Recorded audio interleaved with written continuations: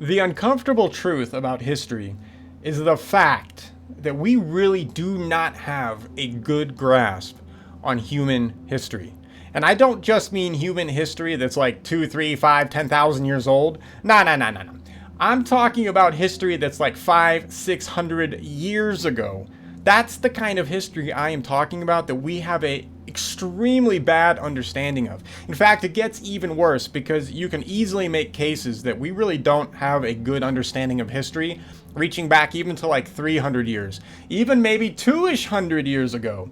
Now, I know that sounds like schizo stuff right there, right? What do you mean we don't have a grasp on history that's only a few hundred years old? Of course we have a grasp on that history, right? We have all these books, we have all these written accounts, we have physical evidence of stuff, etc., etc. So to even make the claim that even 200 years ago might have huge chunks of it shrouded in mystery, that just sounds insane. But the reality is, you can actually pick pretty much any period in time just 200 years ago, and you will immediately start to find all kinds of gaps, all kinds of weird half-truths and outright lies if you approach the subject from a critical thinking mindset. And that's key. If you approach history objectively, it is astounding what you'll find. Or in fact, I should say, what you won't find. Because the reality is, when we all grow up in a Western environment, we very much get the impression that historians, archaeologists, etc., that these guys have it all figured out. This stuff has already been laid out, chronologically. We have dates for all these major events, even minor events, etc., etc. And then, of course, when you're in a Western learning environment, you're put in a situation to where you aren't really learning history at a high level. And by that I mean, you're not learning history to learn from those that came before you. What you're doing is, all you are doing is learning the events and the dates, and that's what you're tested on, essentially, right? Most of the time, you are not going to be sitting there. No one's going to give you an assignment that says, hey, look, we think this happened in 1737. Is it possible something else happened? Go and find other evidence that may support a completely different viewpoint. That's not happening. No one's doing that. Right? At least in a Western mainstream environment. When we grow up in the West, we are just thrown all this garbage information. We are told to remember dates. That's what we're tested on. And then once you're out of the schooling system, then you're free to go and nobody cares. And what happens is that a lot of people who are exposed to this kind of Western indoctrination, they don't like history. Right? They move on. They never look back at history because the way they were taught it was absolute garbage. It's not taught in a way that gets a person really thinking about history, really learning from it, and then, of course, bringing their own questions to the table, and then building up that kind of a community. That is not how mainstream history is done in the West. And that's a reality we have to face. And it does not matter who you are, right? If you are firmly lodged in the mainstream historical narrative, everything I just said is true. It's a scientific fact that is the way that history is taught. And it's a scientific fact that is the way mainstream historians look at history, right? They have all the dates, they have all the events, they're done. All you have to do now is just memorize all these events and dates, and now you're a historian, right? That's insane. That is absolutely insane, but nobody looks at it like that because we've all been taught to not look at it like that. So, for the person who sticks around because they actually find themselves enjoying history, that person may run into some problems. In fact, they are going to run into some problems. Because if you stuck around for history, that means you are probably going to go and look at things at a deeper level. Now, of course, the mainstream is sitting right there waiting for those people, right? They already have a huge barrage of information to inject right into your brain that makes sure that your deeper level of understanding still comes from a centralized, approved source.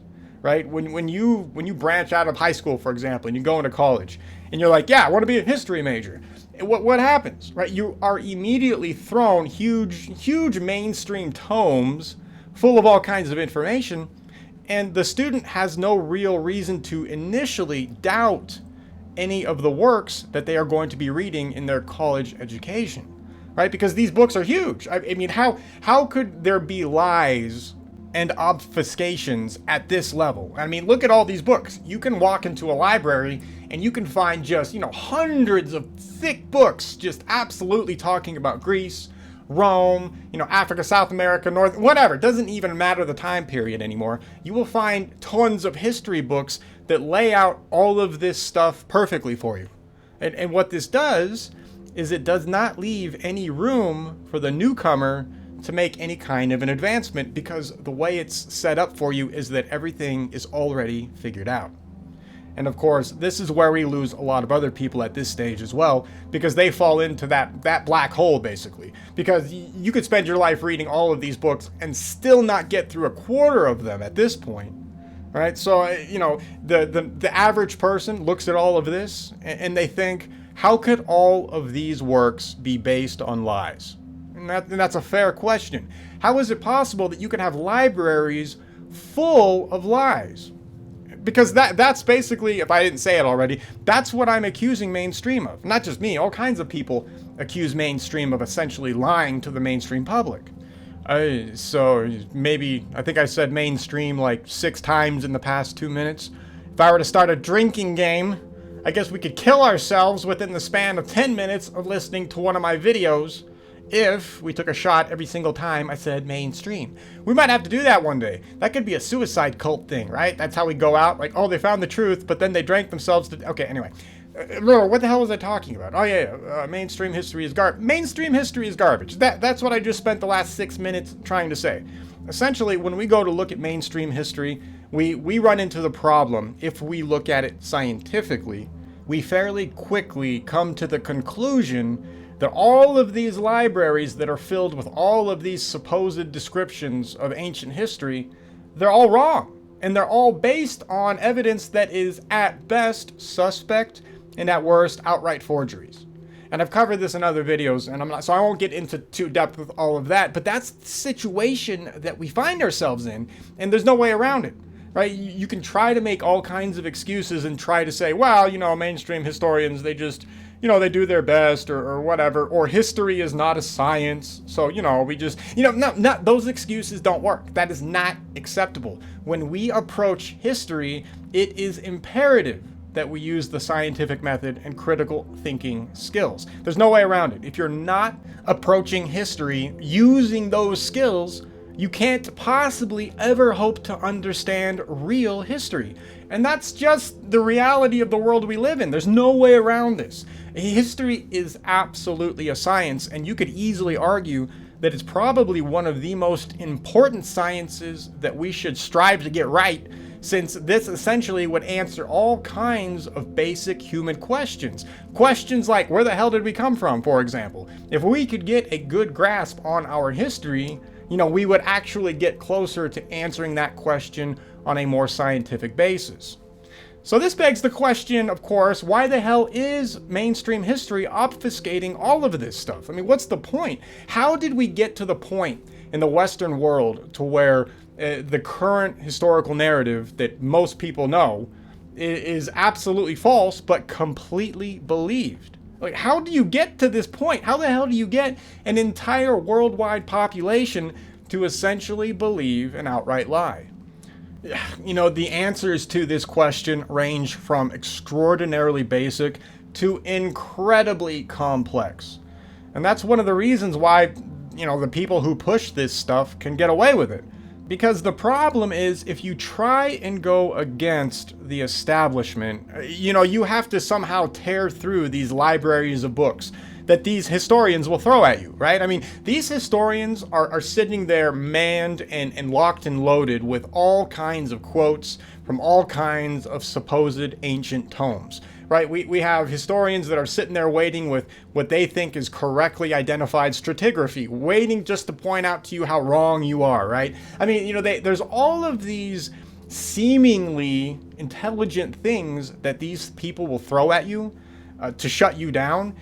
all of this supposed evidence initially seems like it's golden. Like, holy crap, these guys have quotes from Rome and Greece, and they're talking about, Sumerian, texts that have been translated, and they can throw archaeological evidence in my direction. So if you initially approach a mainstream historian and you try to shoot down some of the stuff that they hold as, as unchangeable canon to their, current religion, and that brings up a point, actually. The reality is mainstream historians today, in this day and age, they are just as bad as any religion. In fact, I would easily argue that most mainstream historians in today's day and age, they put religious people to shame with the amount of loyalty they have to a lie. I don't know what else to say about that. And mainstream historians, they make the Pope look like, an atheist. That's what they do.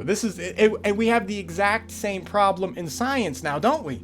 Science has absolutely been turned into a religion. Instead of actually doing real science, you're just told, trust the science, right? Experts say. What experts? Show me all of this evidence from all of these supposed experts. Lay it all out for me. I want to see real, hardcore, scientific evidence that has gone through the actual real scientific method, has been, peer-reviewed, and I mean really peer-reviewed. Peer-reviewed is another buzzword now that's just thrown around. The whole thing is garbage, right? This whole situation that we have run into nowadays within the mainstream arena of thinking, we have religious zealots telling us they know what's best using the religion of science. That's what they're doing. Historians are doing the exact same thing. Now, for those of you who don't believe me, you can go right now and look at mainstream news sources, and you can go see that there's actually a huge problem with the situation of supposed peer reviews. They're finding tens of thousands of papers have never been peer reviewed, and the ones that have they cannot be reproduced. None of the experiments have ever reproduced the initial results of the original experiment. And this is a huge problem, because mainstream news outlets are not talking about this, are they? No, they're not. They don't bring up that side of things. There's a few mainstream places that actually mention this. Like I said, this is in the mainstream spotlight, but who's really paying attention to that? The masses are not paying attention to that, and that's just the reality that we live in.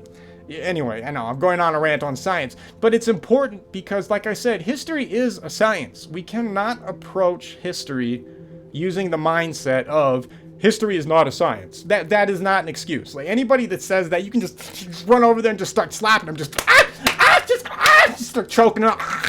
What'd you say? Did you say history is not a science? Just throw them off the balcony, dude. Who cares?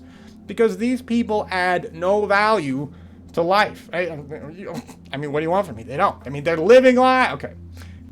Then you run over to the balcony and they're down there all bleeding and broken on the ground. They're like, praise science. And then you just start peeing at them. Who cares? You start whizzing on them from the second story of the balcony. You just throw them out of, because that is what these people deserve. And they would do the same to you, so you might as well do it to them first. Okay, anyway, what I want to talk about in today's show is how this situation has affected good and honest alternative researchers in a way that has thrown them off the scent of truth. And I want to talk about this because one of the problems that we run into with alternative research is that we run into these people's theories, right? We necessarily will see this stuff because some of it is really good. Like, there is legitimate, really good science, really good history in this area. But of course, what we also find when we start digging around here is we find a lot of disinformation. Now, how do we know that stuff in the alternative research community is disinformation? How do we know that it's not true? Well, all we have to do once again there is apply critical thinking and the scientific method, and we can start to sort out through some of the garbage that is starting to plague the alternative research community. Because it's no secret, at this point, the alternative research community has really stepped up, and they have made some unbelievable discoveries. And by the way, this community is not a new community. This community has existed for hundreds of years. It's very important to understand that all of us right now that we're digging around, we're trying to do archaeology, we're visiting sites, we're trying to read texts, etc., etc. We are not the first people to do this, right? I mean, archaeology is a couple hundred years old, so those people were already at least making an attempt to try to figure out the truth, even though originally archaeology was made to try to prove the Bible. And that's one of our problems too, actually. We'll talk about that in just a little bit. But right now, all of us trying to figure out what the hell happened in our past, we're not blazing a new trail here, which is good because that means that we have several hundred years at least of other people's discoveries that we can look into. Now, the mainstream has generally done a good job of keeping the alternative research community down and pushed off to the side in a marginalized way, right? I mean, nobody in the alternative research community is going to be teaching at Harvard anytime soon, right? No, you're not even going to be invited as a guest speaker unless you are going to be attacked by mainstream people in a way that makes your position look laughable. That's really the only time mainstream people will truly engage with the alternative research community. If they have an opportunity to try to make that community look like trash, they'll do it. I mean, they will viciously attack the community, and they have. I mean, they're doing it right now, technically. It's not something that only starts and stops. It's an ongoing situation. But up until recently, the alternative research community has effectively been shut down. Now, I say up until recently because nowadays more and more of us have been looking around, looking at history, this subject that we love, and we have no choice but to come to the conclusion that the way that the mainstream frames history, it's just objectively, at the very least, something is wrong with it, right? It does not take a genius to kind of ask a few basic questions about history and come up with no real answers. Now, obviously, mainstream historians will always have some sort of garbage answer to give you, but 99% of the time, it's extremely easy to pick apart whatever answer they throw at you. Right? It's not a big deal. Very easy to see through their smoke and mirrors. So that's also actually one of the reasons why they never engage with the alternative community either. Because the alternative research community, at least the high-level people, the people who are really doing the good homework, these people will slaughter, I mean, just absolutely annihilate a mainstream historian. I mean, they'll just leave them broken and bleeding on the debate floor. Like, there's literally nothing a mainstream historian can do against the current evidence that we have that is starting to unequivocally prove that our history is completely different than what the mainstream is teaching. Now, the good news here is that the mounting evidence supporting a completely different chronology is growing. And even the mainstream is having a hard time dealing with it. And if you'll notice, they are not coming out and doing any kind of real scientific debates or even just a scientific discussion, right? Just an open, honest, objective discussion about our past. Like, no one in the mainstream wants to even approach it like that. That is essentially how you can tell for a fact that the mainstream is wrong, because they won't even engage with other people that are bringing real hard evidence to the table that has the potential to change the timeline. You would think a real historian would jump all over this. They would immediately be like, oh, hell yeah, real information? Bring it in. We need to change the paradigm if it needs to be changed. Right? But that's not happening, and it's not going to happen. And to be honest, as a side note, my advice to all of you is to stop wasting your time trying to change the minds of people who are not going to change. The reality is, a lot of the people in the mainstream arena, they've been psychologically broken. The damage that has been done to these people, I mean, it's probably permanent. The reality is, a lot of this stuff would be almost impossible to reverse. So if you're going to go and you're going to try to convince somebody who is incapable of being convinced by evidence, you're going to lose with respect to that person every time. Nothing is going to change that outcome. So I highly recommend don't don't waste your time trying to convince mainstream people that they're wrong. Just move on from them. There's no reason to waste your time. We'll just keep doing real history and let them exist in their, in their realm of lies and half-truths and forgeries. If they want to do that, that's fine, right? They're free to do it. It is unfortunate, but, what can you do? Very little. I mean, that's the reality. So, but here's our problem. This is what I want to talk about. We have problems in history that show up, and the problems in history that are popping up have created the environment that we currently exist in. So the main question is, how the hell did we get here? Right? How did it come to a point to where you could actually somehow get otherwise intelligent people? Don't forget, people in the mainstream, they're not stupid. Not all of them. These people are humans just like you and me, right? They have all this, possibilities of faults and being able to excel in other areas. They're just regular people. The difference is this. The difference is that these people have been psychologically conditioned to believe in a very specific narrative. The reason why I talk about psychology in any form at all is A, it's all part of history. Human psychology is a huge part of history. If you don't understand what truly can come from human psychology, what kind of stuff you can do to a human psychologically, you will never understand history. Like, it is literally impossible. So that's why I always bring it up. But these people, even though they are otherwise intelligent, they've still been psychologically conditioned to believe lies.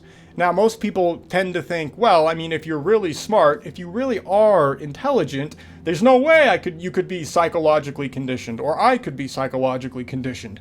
I'm too smart for those things. And that's the general, that's the general idea from everybody, basically. It doesn't matter what side of the history coin you're on. Everybody generally thinks like that. That is 100% scientifically untrue. In fact, it's the exact opposite. All studies in this realm of psychology, all of the evidence that has been gathered in this area, it all points towards the more intellectual that you are, the easier it is to psychologically condition you. Yeah, right? People don't really think about it like that, but that's what the science shows. Now, the reality is most people are never going to get into the true science of, psychological control and all of that stuff. It's a fairly dark area, and it's a place that people don't really dive into because nobody wants to believe that they could be controlled by other people using extremely basic methodology, right? That's a huge blow to most people's egos. Anyway, it's something that we have to admit is there, and it exists. So when you go and if you're on a crusade to try and change the mind of a mainstream historian with all of your evidence, it's not going to happen purely for psychological, scientific reasons. So don't waste your time. All right, 12 minutes about not wasting your time with mainstream historical filth. But that begs the question, right? How did we get into this position? How the hell do we find ourselves in a position to where mainstream has this whole belief system and it's almost entirely basically false, scrambled, made up, etc.? How did that happen? And then we jump over to the alternative side, and we then have to ask the question, is that going on in the alternative research community as well? Because just because you're in the alternative research community, that does not mean you're actually following the truth. And this is a problem that I see all the time within the alternative research community, is that people, unfortunately, what people will do is they will see evidence that proves that something must have happened that the mainstream is not talking about. Right? Now, this is already, we're starting with real science. For example, hey, let's do this. For example, let's talk about the mud flood. The mud flood is a perfect example about what's happening to a section of the alternative historic community. Let's analyze this. Let's see what. Let's do that. All right, psychological exercise, intellectual exercise. You know what I'm saying? Let's actually take an alternative perspective and let's put it under the microscope, and let's see if it holds any water. And then let's see if any changes need to be made, and then let's see where that takes us with respect to science, right? All right, so the mud flood is actually a pretty good topic to do this on because the mud flood theory has been gaining more traction, I've noticed, within the alternative research community. And it's gaining traction because the mud flooders have been doing exactly what you should be doing with respect to history. They are analyzing certain pieces of historical and scientific evidence, and then, they check them up against the mainstream history, and none of it really lines up. The evidence that mud flooders are talking about nowadays that they are using to promote their theory, there's no real answer for it in the mainstream history. So mud flooders had to depart from mainstream history and to start trying to figure out things on their own, which is fantastic because that is exactly what we should be doing. However, just because you're on the right track does not mean that there may not be malicious actors out there still trying to throw you off the scent within that research community.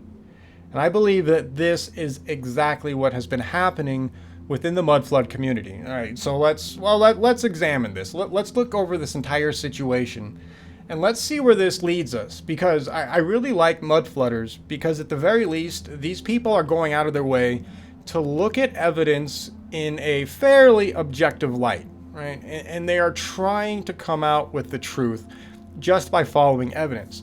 The problem is, of course, is that if you're using tainted evidence, you're not going to find the truth. And then, of course, if you're misinterpreting evidence, not only just because maybe we don't have enough of it to really prove the outcome, but you might also find yourself in a situation to where you are gaining tunnel vision. So a mud flooder might think, oh, mud flood is 100% true, and anybody who disagrees with me is wrong. Right? Same thing that the mainstream historian would say. You don't want to do that. But I'm starting to find that is going on in the mud flood community as well. And this is actually what's causing the bulk of the problems. All right, so let's go over this. Let's have some fun. I was not originally going to talk about the mud flood or any of this stuff, but let's go over this and let's see, using the mud flood as an example, let's see if we can tease out problems that we face as chronologers and historians and make sure that we don't make these mistakes in the future. Let's do that. All right, let's go. So, for those of you who are not familiar with the mud flood theory, the theory is essentially like this. At some point in time, not too long ago, there were large tracts of mud or dirt or debris or something that covered certain areas of the planet. And these areas of the planet it covered structures and stuff like that. And if you go nowadays, you can go find pictures of entire buildings basically being dug out of, dozens of feet worth of mud and rubble. Like, this is a fact, right? You can go see pictures of it. This is a thing that happens. The evidence is there. The geological evidence is there. So when a mud flooder approaches this, they are initially looking at it through a scientific lens, which is perfect. All right, because we find ourselves in a situation to where when we start to look at the stratigraphy of the planet, we legitimately find huge problems relative to human history. Now, the mud flood theory has kind of come out of this in a way to try and explain how all of these structures got buried under, either several feet or dozens, in some cases possibly hundreds of feet of mud. How did this happen? What the hell is going on? Why do we find ourselves in a situation that we find, supposed ancient civilizations, buried under dozens of feet of debris and mud? It's a legitimate question, and it's a legitimate problem within archaeology and historic communities. Now, the mainstream archaeological and historical communities, they don't even think about it. To them, they honestly believe that, having dozens, if in some cases hundreds of feet of mud and dirt, etc., appearing on top of buildings that are only maybe 1,000 or 2,000 years old, mainstream archaeologists actually think that this is normal. Like, literally, in 1,000 years, archaeologists honestly believe that 80 feet worth of debris appears on top of a building that quickly. This is what mainstream does. They honestly believe that insanity. It's funny, if you go and you point out a lot of the archaeological sites dealing with Rome and Greece over there in the Mediterranean and up there in Europe and stuff like that, if you point out and you ask, hey, why do we find all of these villas and towns under, either several feet or dozens of feet of debris and dirt and stuff. What the hell happened? Why are you digging any of these structures up? I mean, maybe I could maybe tolerate maybe 6-8 inches worth of some sort of dirt on top of some of this stuff. Maybe. I mean, it's only been 1,000 years. How the hell that only after 1,000 years were all of these buildings, basically submerged in dirt? And the mainstream archaeologist will look at you and they will tell you, well, these towns and these villas, they came under hard economic times. And then they'll walk away. Yeah, they tell you that all of this stuff was submerged in dirt because of hard economic times. Have you ever been sitting there, you're like at the mall or something, and you're like, oh man, I really want to buy that guitar or whatever, and then you look at your wallet and you're like, oh, I have no money, and then all of a sudden like 10 feet of dirt appears on you because you're having a hard economic time? No, nobody is digging themselves out of tens of feet of dirt and mud and rock when you run out of money, right? There's no economic hardship that buries you under the earth. It just doesn't happen. After digging yourself out of 10 feet of dirt in the mall, you don't head back to your house or your apartment or whatever and then get there and you're like, God damn it. And then you see your house is covered in like 20 feet worth of dirt, right? It doesn't happen like that. There is no economic hardship that magically buries you and your town under 10, 20, 30, 50 plus feet worth of debris. Like there's no economic hardship that would ever do that. But that is the answer that mainstream historians give you. So, if you're wondering why, I get it. You just want to start stabbing them, and you don't, because, you're calm, you're cool, you're like, you breathe, you put away the shank, you don't want to stab them, but you really want to stab them, right? You just want to but you don't, right? But this is what mainstream archaeologists believe. To make matters even more hilarious, a mainstream archaeologist is beholden to that lovely theory of uniformity. The theory of uniformity has probably done the most damage to science, history, archaeology, you name it. That literally does not matter. Any discipline of study that exists on this planet right now has been utterly destroyed, has been absolutely twisted, deranged, twisted again by the theory of uniformity. I said twisted twice, yeah. But that's what's happened. The theory of uniformity has done so much damage to everything that you could probably even go so far as to say the theory of uniformity is a trauma-based psychological conditioning tool. You could maybe actually do that. I think I could actually make an argument that the theory of uniformity is a trauma-based tool that you could use to psychologically condition people. I could easily argue that. If anybody wants to debate me, let's do it. But honestly, that's the degree of unbelievable destruction that the theory of uniformity has done. Now, for those of you who are not familiar with the theory of uniformity, basically the idea is that everything, all processes of life, all geologic processes, all of the stuff that has created what we see today, essentially took millions and billions of years to happen. They also make the claim that essentially if there is no process that could have happened in the past that we do not witness right now. Right? And this is a laughable tenet of the theory of uniformity. The fact that these people honestly believe that if we are not witnessing it right now, that it could never have happened in the past. Right? This is one of the stupid excuses that mainstream people will throw at, say, Velikovsky, for example. One of the tenets of Velikovsky's theories, and pretty much tons of other people's theories now, simply because the evidence of our ancestors and the geological evidence supports it, is that just a few thousand years ago, the entire solar system was infinitely more scrambled than it is today. Well, today it's all basically orderly, relatively speaking. But what we find when we listen to our ancestors' histories, and then of course when we look at actual real scientific evidence, we start to find that, oh yeah, it is entirely possible, if not probable, that the planets had completely different orbits just a few thousand years ago, and their orbits were infinitely more erratic. And people were, the planets were crossing over each other, causing all kinds of havoc and damage. And our ancestors recount all of this, right? It's all there. But what a mainstream person who, hangs on to uniformitarianism will do is they will say, no, that's not possible. There's no way that a planet could cross the orbit of another planet. It's impossible. Even though we have two planets that actually technically do that in our solar system right now. But no, for a uniformitarianist, it's impossible to have ever happened, and certainly could not have happened a few thousand years ago. And if you ask why, they just fall back on, the standard scientific garbage that says everything takes billions of years to happen, right? So essentially right now, mainstream science honestly believes that all of the planets have essentially been in their current orbital positions for billions of years. Why they think that, I have no idea, because we have zero proof to support that. There is not a single shred of actual testable scientific data that proves that statement.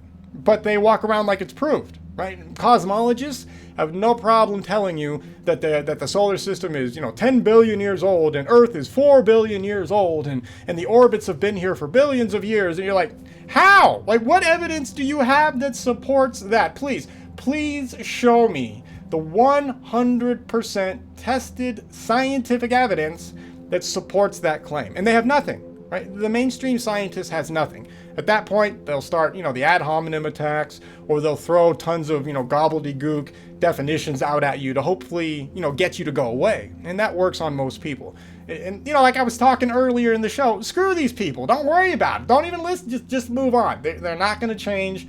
We don't need them. We can just move on. Okay. Anyway, the theory of uniformity does that to mainstream scientists and historians.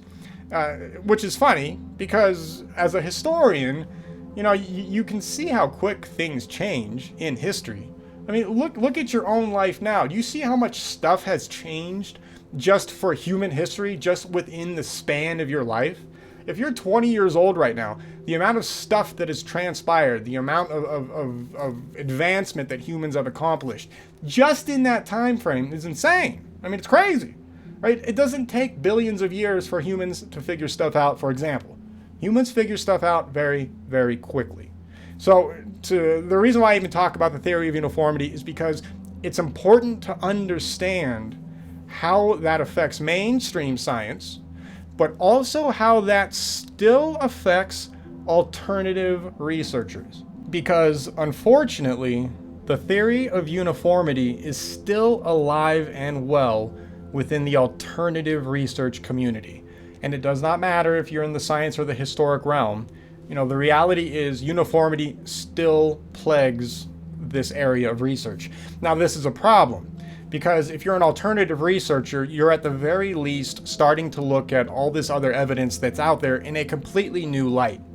But like I said, uniformitarianism is essentially a trauma-based psychological tool for programming.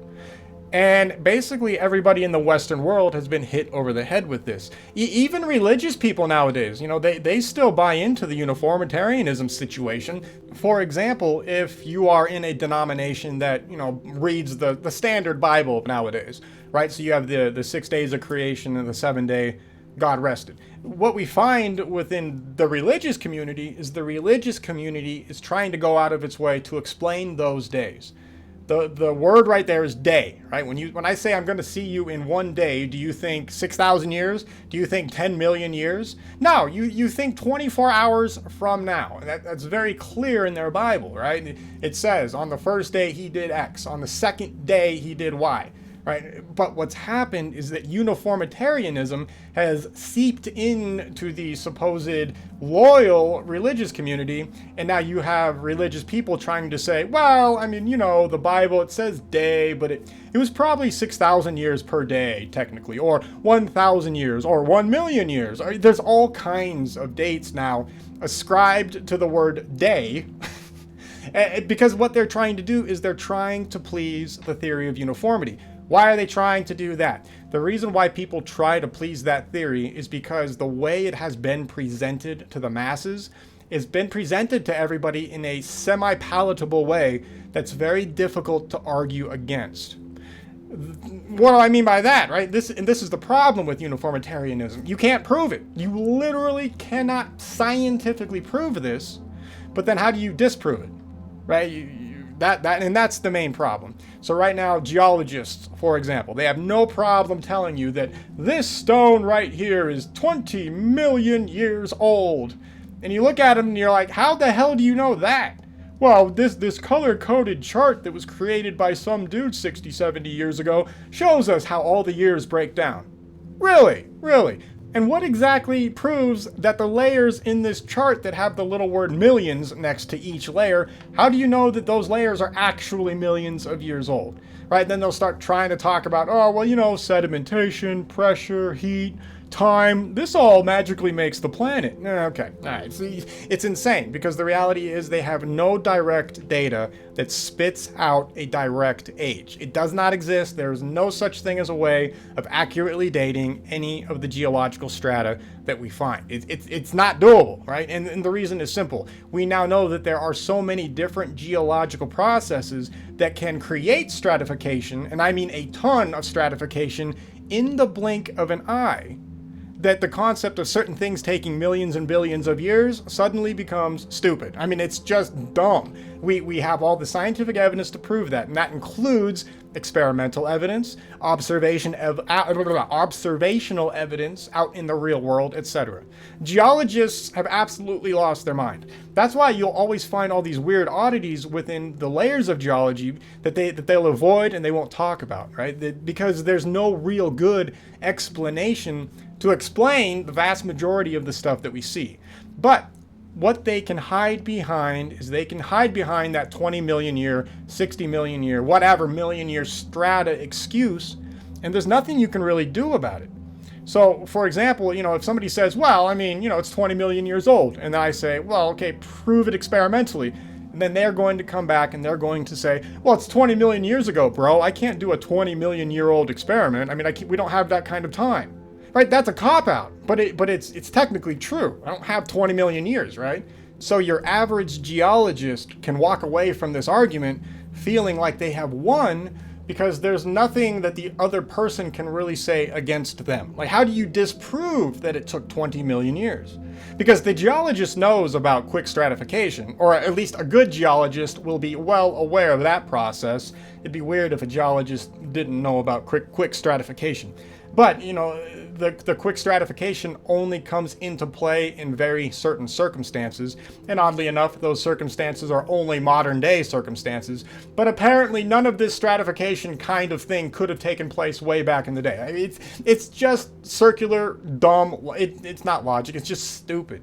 Anyway, so the geologist gets to walk away from that discussion unscathed. And you'll walk away from it, you know, not really winning either because you have no real way of proving that wrong, right? The burden of proof is truly on the geologist. It is. If the geologist is going to claim that something is 20 million years old, that a layer is 20 million years old, you know, you better have some real hard scientific evidence that proves that. They don't have any of that. There is literally none of this. And geologists, they don't talk about it, right? You try to bring this up with them, ask them straight up. Next time you talk to a geologist, you know, all three of them that exist on this planet, talk to a geologist, demand 100% certified scientific proof that those layers are hundreds of millions of years old. They will present you with nothing which conclusively, scientifically proves that date. It does not exist. All right, now they'll try to throw out quotes and, you know, lame dating methodologies that don't exist, that don't work, but they think it works, right? It's a religion. These people are not interested in real science. They are interested in towing the status quo. That's all these people care about. Right? Anyway, so why do I talk about all of this? The understanding the position of the theory of uniformity and how poisonous that it is to all of us, doesn't matter which side you're on. This is a problem that we face in the alternative community because people in the alternative community bring with them all of their psychological programming, or a lot of it with them. And the theory of uniformity, that program comes with them. So you'll find a lot of people within the alternative community will still stick to the, oh yeah, Earth is like, 4 billion years old. No proof for it, but they'll stick with it because they don't know anything else.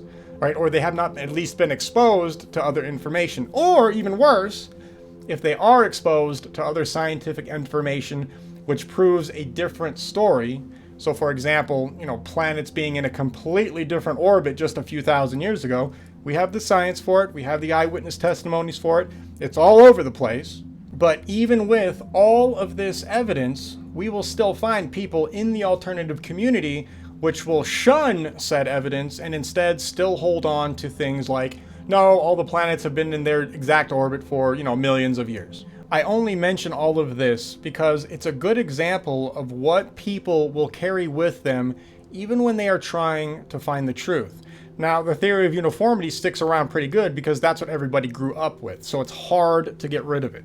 When we say something to the effect of, hey, the ancient Rome, quote unquote, that we think was ancient was actually taking place in like the 12th century AD, that boggles people's minds. It doesn't boggle people's minds on a scientific level. It boggles their minds on a level of, hey, my programming doesn't agree with that. That must mean you're wrong, right? That's how it operates, right? You can show all of the scientific evidence you want, but the person, even if they're in the alternative community, they're still not going to buy into it because the programming is still there. And okay, all of that crap I just talked about is to make that key point. In the alternative research community, we still have our psychological programming hanging over us more or less. So this is what we have to be careful of when we start to look at theories. The mud flood is a perfect example of some of the holdovers from the mainstream programming that we have. So when we look at mud flood theory, right, all of this stuff just to talk finally about the mud flood again. When we look at the mud flood theory, we find a good start. Yes, we do find huge areas on the planet, mainly in the northern hemisphere, covered in a lot of debris. And these buildings are not that old. Even by mainstream standards, they're not that old, right?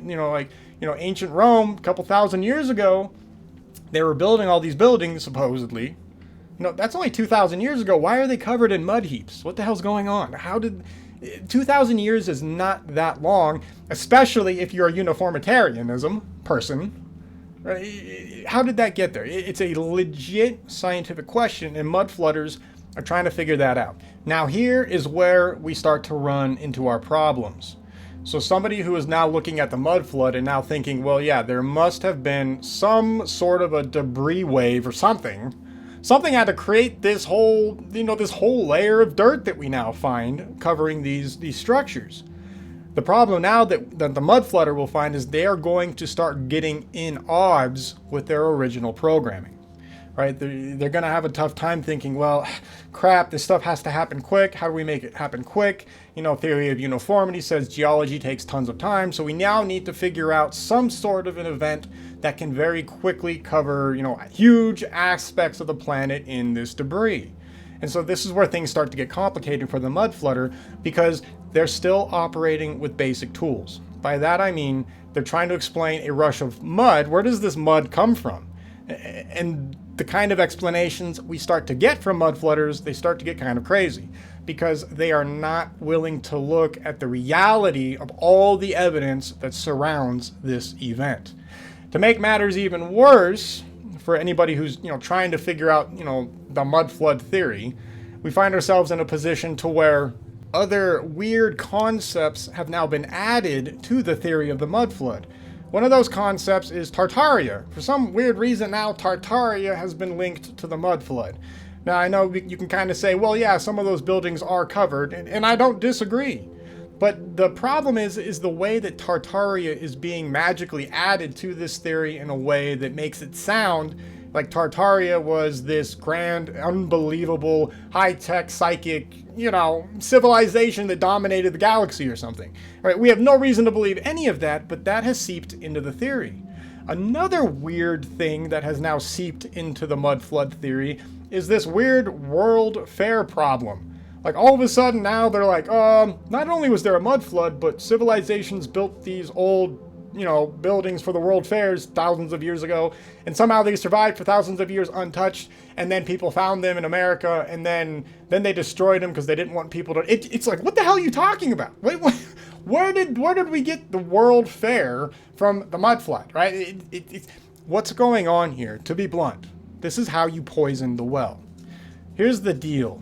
mud flooders are on the right track when they're looking at the data, the scientific data about the debris layers that have been created on this planet that cover relatively recent civilizations. This is a scientific fact, and it needs an explanation. It does. All of a sudden now, though, we're finding all of these other weird aspects being thrown into the mud flood theory, and for what reason? Like, what the hell does the World Fair have to do with the mud flood? And then when you go and you look at, well, and then you go to try to answer that question, then you get into a whole other realm of schizoness, right? Suddenly you start saying, oh yeah, all these World Fair buildings, they existed this whole time and they're just covering it up. Dude, there's no evidence for that at all. First of all, there's no historic evidence for this whatsoever.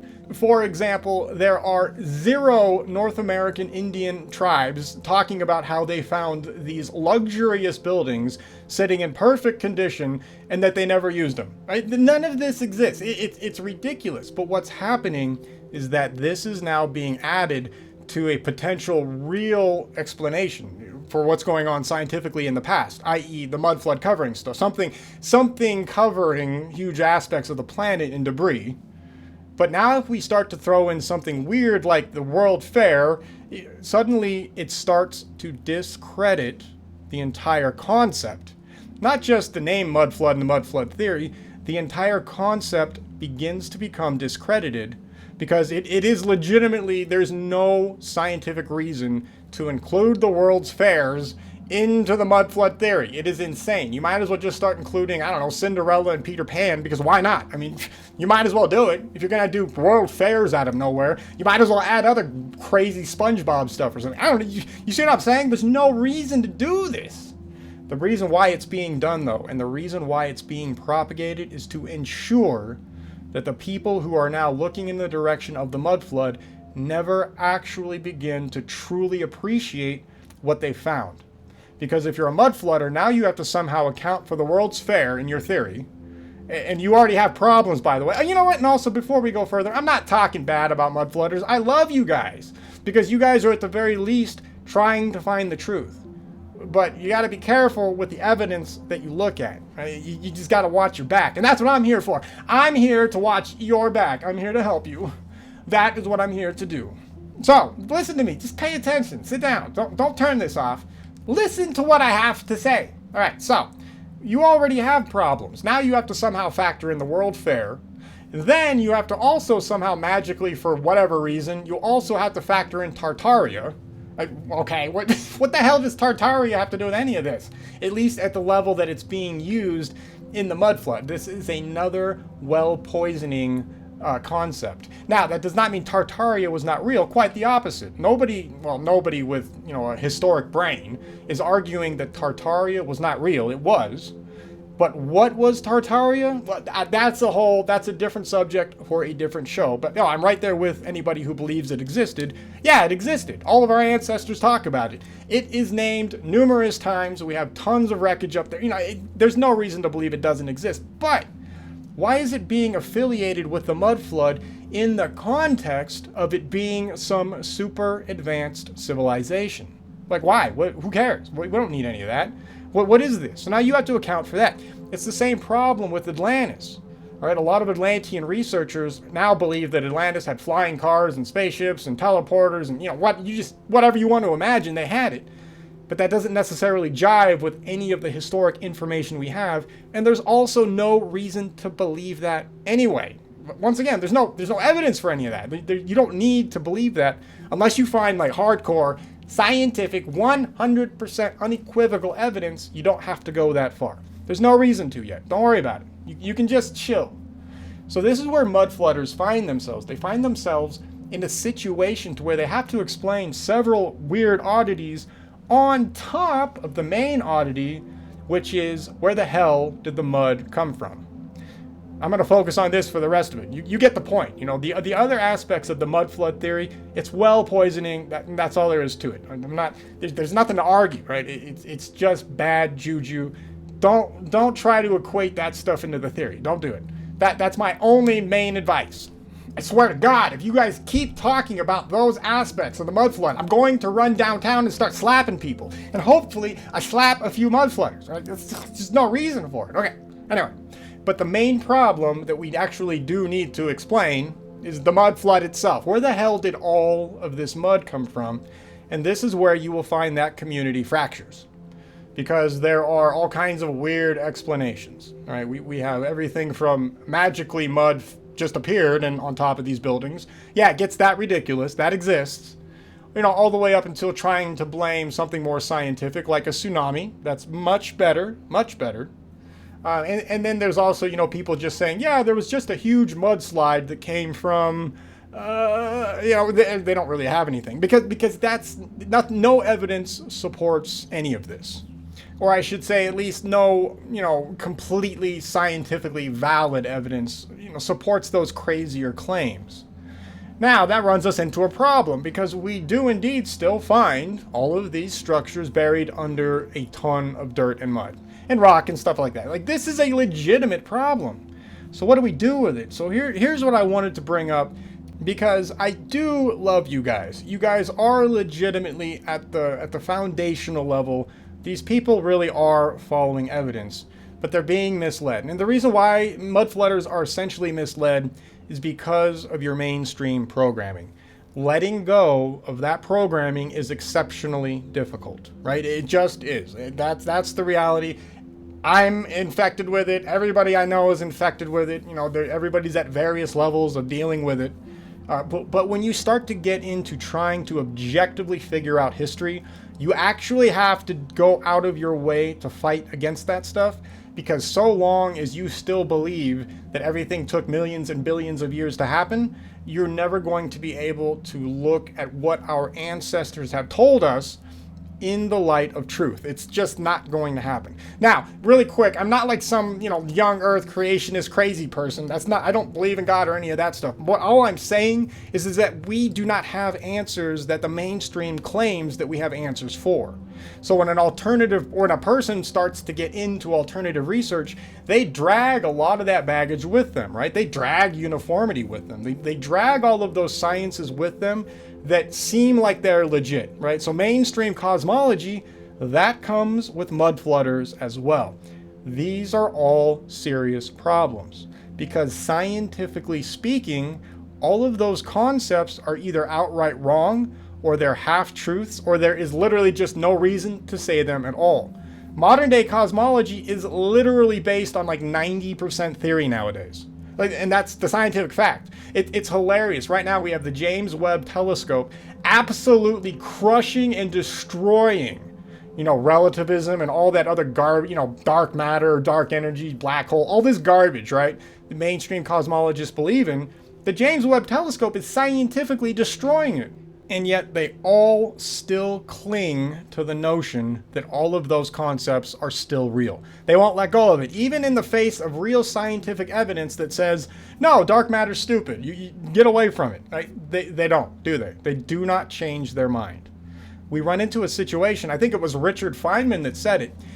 If observational data does not agree with theoretical theories, like that, theoretical theories, if observational data does not agree with theory, you have to discard the theory. Any questions? I mean, is there any questions about that? Does anybody want to argue with that statement? Okay, I hope not, because that's the truth. Right now, you can, if you don't believe me that mainstream is insane, if you don't believe that mainstream is full of lies, I literally just scientifically proved it. Right? These people in the face of evidence are ignoring it, and they're holding on to their dogmas. This plagues everything, right? It plagues history as well. And it plagues the people who are getting into the alternative research community. Now, I'm not saying this in a negative way. I'm saying it because, hey, once you admit you have a problem, that's the first step in dealing with it. Now, back to the mud flood. We have a situation to where basically the mud flood theory has no cohesive reason for the existence of all of this mud. Where the hell did it come from, right? We got to have a reason for it. If we continue to look forward, if we continue to look at evidence objectively, what we start to run into is history. We start to run into catastrophism on a scale that is essentially unimaginable to your average mud flood believer. What am I talking about? To get that kind of debris to flow across the planet in the areas that it did, you need energy. There's got to be something that does this. It's not free. It doesn't just magically appear. Something has to be the cause, right? So what's the cause? Where do we get this energy from? And this, of course, is where the majority of the mud flood community will flounder, because they're stuck in uniformitarianism. They are stuck in the status quo cosmology and physics arenas. Like they will never have an answer because they're stuck. It's impossible. It is literally impossible. Here, let's take it one step further. Let's use new real evidence, and let's apply it to the mud flood really quick. So we have a problem. We need to know where this mud comes from. Where did this stuff comes from? One of the other projected possibilities is a comet. Now we're getting a little better, right? So if a comet, one of the ideas at a different level of this theory is that a comet passes by and it unloads a lot of material. That's actually a real possibility. Now we're starting to talk. Now we are starting to listen to our ancestors a little bit, and now we're starting to get into the realm of real science, right? Once we start incorporating plasma physics and are into the historical narrative that our ancestors have given us, and we get rid of relativity and all that garbage, suddenly we have an entirely different world to play with, and this world is 100% based on science. All right. So the comet is a better idea, and I agree with that. Right? Does that agree with what our ancestors talk about? Yeah, possibly, right? Our ancestors talk about space, cosmology, comets all the time, right? There's all kinds of stuff going on up in the sky for our ancestors.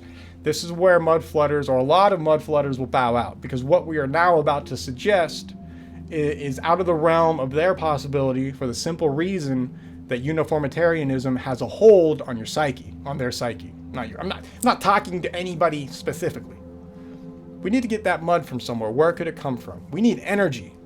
Well, let's listen to our ancestors. Our ancestors, they literally talk about the gods fighting up in the sky, don't they? On this channel, we now know that if you hear the word God, you can replace God with planet, just like our ancestors did. And suddenly now you have planets in the sky fighting. So if you want to know where all this destruction came from, you want to know where the energy came from that could possibly cause and potentially explain why we have entire civilizations covered in piles of debris, suddenly we now have a scientific source that can lead us to that level of destruction. Now here's the deal. Once you guys open this door, suddenly you will find that the concept of the mud flood is nothing compared to the reality of what our ancestors actually experienced. The reality is, if we analyze the mud flood, and you know what, I'll do that in another show later. I'm not going to get into all of the details now. But if you start following the evidence, what you're going to find is that the mud flood, what you guys call the mud flood, is an extremely small part of a worldwide cataclysm that hit Earth just a few thousand years ago. Even more interesting, it's just one small part of several huge, unbelievable cataclysms that absolutely twisted and wiped Earth clean. All right, the mud flood, the evidence that people are using to support the mud flood, that's only looking at a very small slice of the problem. Right? Let's talk about it like this really fast. If you're willing to say, as a mud flooder, if you're willing to believe that huge tracts of mud covered, basically continent-sized areas almost, you've got to take into account the reality of what that means. If you have huge chunks of the planet being affected by mud, the rest of the planet must be suffering something as well. It cannot just be localized. The amount of energy required to create something like that would necessarily do it regardless. So that means that you have to start looking at the entire globe. Once you start looking at these catastrophes on a global scale, and you start reading what our ancestors are saying, and you start looking at the real geological problems, suddenly you realize, you have no choice but to realize that what everybody calls the mud flood is just a small puzzle piece in a huge cataclysmic situation. All right, and we've had multiples of these. It's very important to remember that as well. Right, you get my point, right? So we have to be careful in the alternative research community about being poisoned by mainstream ideologies. They're all still there. So I don't know what the hell I'm talking about on this show, but what I would say to take away from this is do everything you can to break away from these concepts like the theory of uniformity or all of this, theoretical cosmological trash. Don't forget the vast majority of modern science nowadays is literally based only on theory. Right, the concept of nuclear stars, right? There's like 80% of that whole thing is just theoretical trash, right? To make that model work, they literally just had to imagine all kinds of concepts, plug them all in, and then they could kind of get it to work. And then, of course, all the actual scientific data that NASA is finding requires all of that theoretical work to be redone, because then they have to explain all these other star processes. It's just hilariously bad, right? My main point is there's no reason to hold on to any of that crap. Look at your surroundings realistically, right? If you're approaching the mud flood, that's fine, keep going, but you're going to have to understand the ramifications for believing in an event like that. It cannot be a localized event that would not affect the rest of the planet. There's just too much energy involved. So, okay, yeah, there you go. Here's your challenge. I don't expect you to believe me in all of this stuff. That's fine. But the reality is, physically, scientifically, you've got to have the energy to do it, which means that something else would have had to have been affected on Earth. Start to look through the historical record. See if you can find other explanations or other descriptions of other potential catastrophes that would have happened on planet Earth, and see if that lines up with your mud flood. And then from there, I promise a whole new world will open up to you. And then eventually you look back on the mud flood and be like, yeah, remember that little baby thing? It happened. There was definitely some cataclysmic event that absolutely buried civilizations. That's a fact. But how it was done and what did it, that is where mud flooders get lost. So the only thing I'm proposing is just open up your world a little more. And I'm going to talk about more of this crap on this channel. Don't worry. I'll back all this stuff up. Like I said, we'll talk more about the mud flood later. It sounds like a fun conversation. All right. Been talking for like an hour. You get my point, all right? Just break free of your psychological conditioning when you're going to do alternative research work, and everything changes. And that's all I can say. Or don't listen to me. Whatever. I don't listen to me either. I don't even know why the hell I'm talking. I'm just talking to a mic, staring at a screen. Oh, I love it. My life is awesome. All right, just we'll get back into this stuff on another show. I'm done. I'm done.